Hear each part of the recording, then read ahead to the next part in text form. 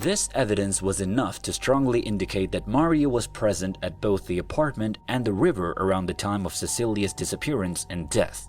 And Angelo Street, Woolwich, at the water. We found a body in the water. Can you believe a woman breaking up with someone and in response they kill her? The entire world was shocked by the tragic death of Cecilia Haddad, a Brazilian businesswoman whose life was cut short in Sydney, Australia.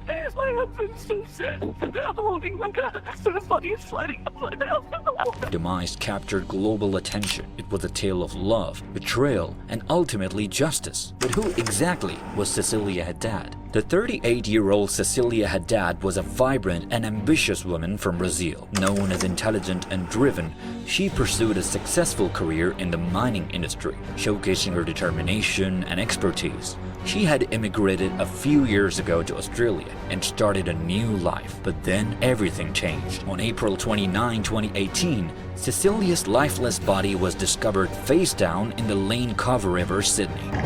On a Sydney riverbed, a single key became a sunken treasure for police hunting a killer. This car key belonged to murder victim Cecilia Haddad. Haddad was found floating in the Lane Cove River in April. It was only a few miles away from her apartment. After much investigation, it was discovered that Cecilia was killed by her former boyfriend, Mario Marcelo Santoro. He will be tried for Cecilia's murder in a country he ran to for protection. Mario's presence had ultimately become entangled with Cecilia's fate. Originally from Brazil like Cecilia, he relocated to Australia, where their paths crossed. The two had been in a romantic relationship for a year, with Cecilia reportedly deeply in love with Mario. No doubt, her death was extremely shocking for everyone, especially her loved ones. It's been 5 years, yes. We believe justice will be served. It was an event that sparked an intense investigation into why she was killed. Authorities quickly launched a probe into what appeared to be a homicide, delving into Cecilia's personal and professional life to uncover the events leading up to her death. We haven't received the evidence from Australia, so from a defence point of view, Mr. Santoro has been wrongfully in prison.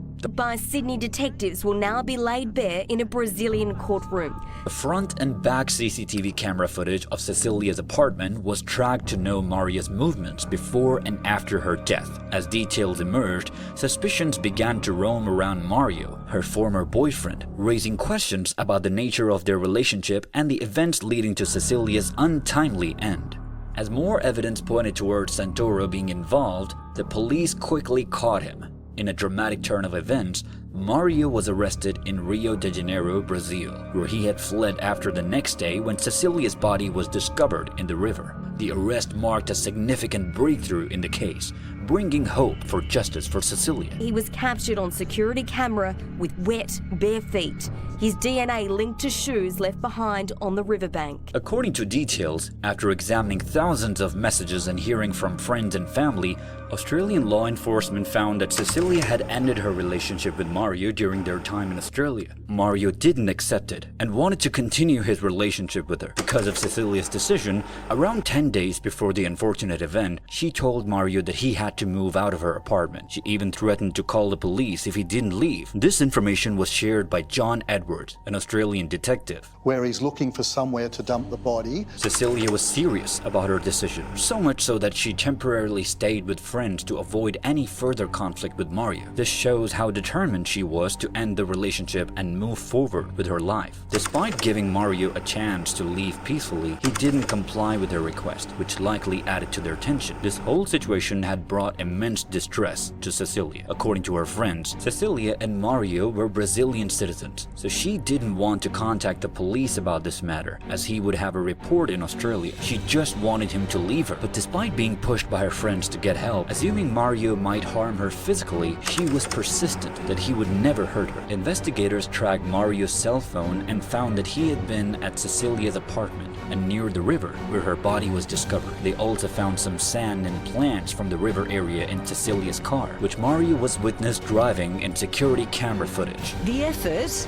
was rewarded. Santoro was seen driving Cecilia's red Fiat in the hours after she was murdered. This evidence was enough to strongly indicate that Mario was present at both the apartment and the river around the time of Cecilia's disappearance and death. When Cecilia came to know that Mario had booked booked a flight back to Brazil, she felt relieved by the news that finally Mario would leave her place. This is why she returned to her apartment on April 28, 2018, hoping to find peace in her own home. But then this tragic event happened. Mario was already near Cecilia's house and asked her to get his passport before flying back to Brazil. Cecilia refused, but he eventually used a newly cut key to enter her apartment block. According to Mario, both of them argued, and things escalated to a physical confrontation. Shuffled in by armed guards to the front of Rio's federal court.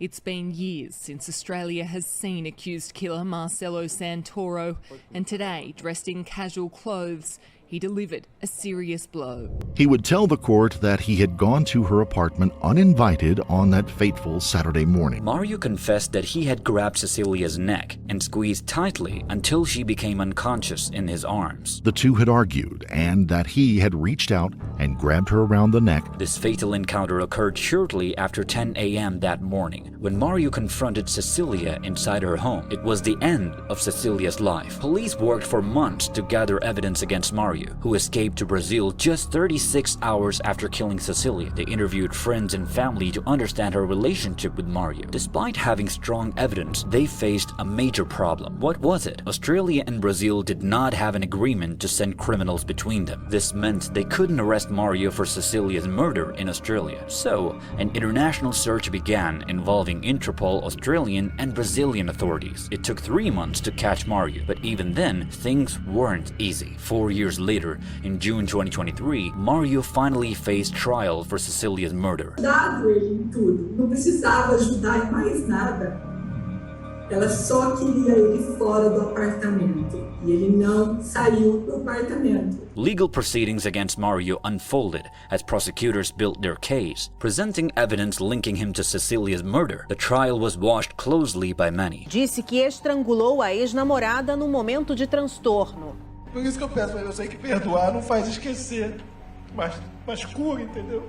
Estrangulou a ex-namorada no momento de transtorno. Arrependido. Foi assim que Marcelo se apresentou no tribunal.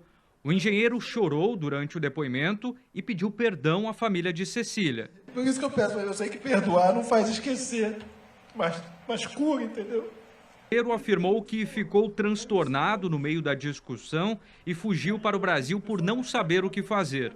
Versão que a família de Cecília não aceita. Cura. With news stations reporting every update as justice was sought. During a Brazilian federal court trial, detectives from New South Wales, Hannah Packer and John Edwards showed evidence from their investigation. As we mentioned, Mario admitted to strangling Cecilia, but claimed it was accidental. However, 2 days later, the jury made up of 7 people found him guilty. Ficamos assim muito emocionados e chocados de ver a disfarçatez dele, e no instante seguinte ele parou de chorar. Deu para ver que foi tudo falsidade dele, todo aquele choro, fingindo de se arrepender do que fez. He was then given a sentence of 27 years in prison. Despite the verdict, Cecilia Haddad's friends found little solace. While justice has been served, the lasting impact on her family and friends is undeniable. Their lives have been forever altered by this tragic event. If you found this video interesting, please show your support by liking, turning the bell notification on, and subscribing to our channel for more content. Until next time.